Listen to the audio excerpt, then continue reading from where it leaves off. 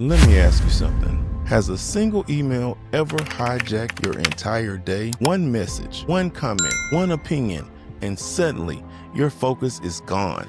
Your energy is off, and now you're questioning everything you built. Or maybe someone criticized your business, and even though you smiled in the moment, you've been replaying that conversation in your head ever since. Yeah, I know the feeling. But here's what most entrepreneurs never realize.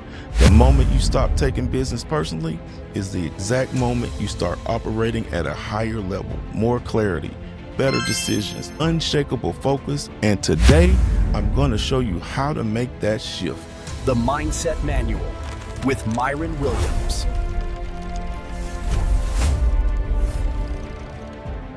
What's going on, family? Welcome back to the Mindset Manual with me, your host, Myron Williams, father, entrepreneur, and student of life.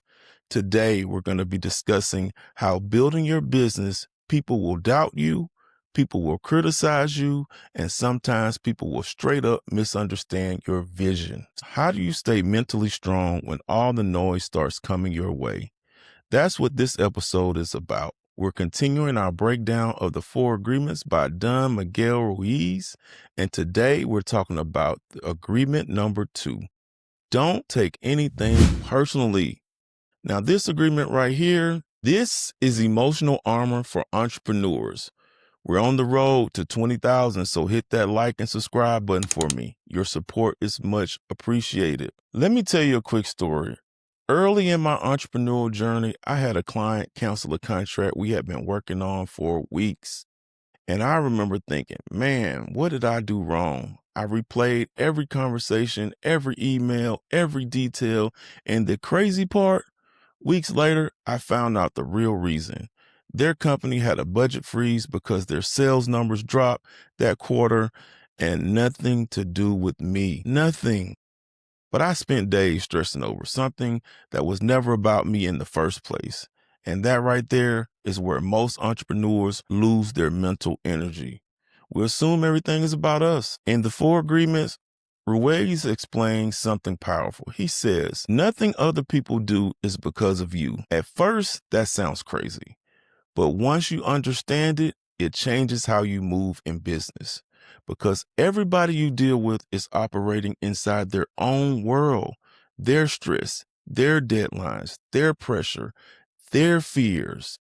So when someone reacts emotionally to you, most of the time, you're not seeing the real issue. You're seeing their internal pressure leaking out. Ruiz calls this the meiote because the chaos in people's mind, and trust me, the business world is full of it. Think about these few situations. A client sends you an angry email. Your boss micromanages everything. A competitor starts trash talking your product. Our first reaction, we take it personally. But when you step back and think about it, the client might be getting pressure from their boss. That manager might be scared of losing their job. That competitor might feel threatened by you. So their stress becomes your problem only if you accept it. And most people accept it without even realizing it. Now, here's the twist most people don't talk about. This agreement doesn't just apply to criticism. It also applies to praise. And this is where a lot of entrepreneurs get trapped. Because when somebody compliments you, your ego loves it. Man, your business is amazing. You're a genius. You're the best consultant we've ever worked with. Feels good, right? But here's the danger. If you believe praise too deeply, you also believe criticism too deeply. And now your confidence depends on other people. One day the market loves you. The next day somebody online says you're overrated. And suddenly your confidence is shaking. Now that's not power, that's emotional dependency. Real entrepreneurs develop something different: internal validation. Your confidence comes from your process, your discipline, your preparation, your work ethic, not from somebody clapping for you. So when praise comes, you appreciate it. When criticism comes, You evaluate it. But neither one controls your mindset. And that's real mental strength. Let me give you a practical technique you can use immediately.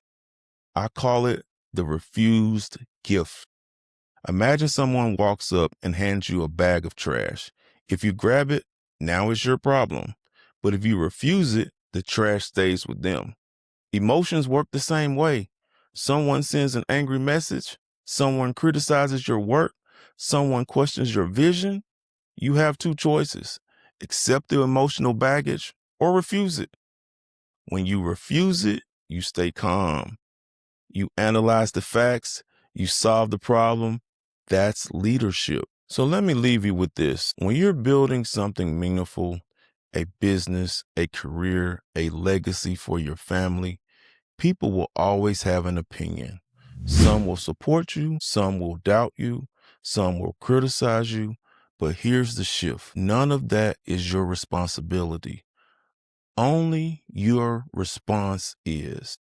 Because the moment you start internalizing every opinion, your clarity is lost. You hesitate, you shrink, and you can't afford that. Not where you're going. So here's how to protect your mindset in real time. Separate the facts from the feelings. Ask yourself, is this feedback useful or just emotional garbage? Pause before you react. Give yourself space so you can respond with strategy, not ego. Extract the lesson. Ignore the delivery. Even poorly delivered criticism can contain valuable insight. Stay anchored to your vision. If it doesn't align with where you're going, it doesn't deserve your energy. Because at the end of the day, this is your mission, your timeline, your responsibility to execute. And the more emotionally disciplined you become, the more dangerous you become in a good way. Comfort protects today, but emotional discipline builds tomorrow. If this message helped you shift your perspective, make sure you like and subscribe and hit that share button with someone who may need this. Until next time, stay balanced, stay focused, and keep practicing that emotional intelligence. The Mindset Manual with Myron Williams.